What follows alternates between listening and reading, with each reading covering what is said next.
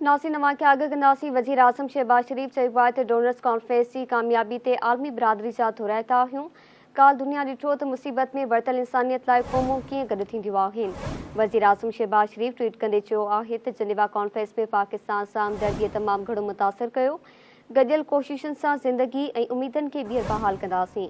Conference में शानदार कामयाबी ते यूरोपीय यूनियन ऐं शिरकत कंदड़नि जा थोराइता आहियूं।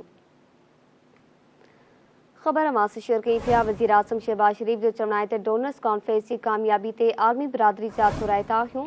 काल दुनिया ॾिठो त मुसीबत में वरतल इंसानियत लाइ क़ौमूं कीअं गॾु थींदियूं आहिनि। वजीर आजम शहबाज शरीफ ट्वीट कंदे चयो आहे त जेनेवा कॉन्फ्रेंस में पाकिस्तान सां हमदर्दीअ तमामु घणो मुतासिर कयो। गॾियल कोशिशुनि सां ज़िंदगी ऐं उमीदनि खे ॿीहर बहाल कंदासीं।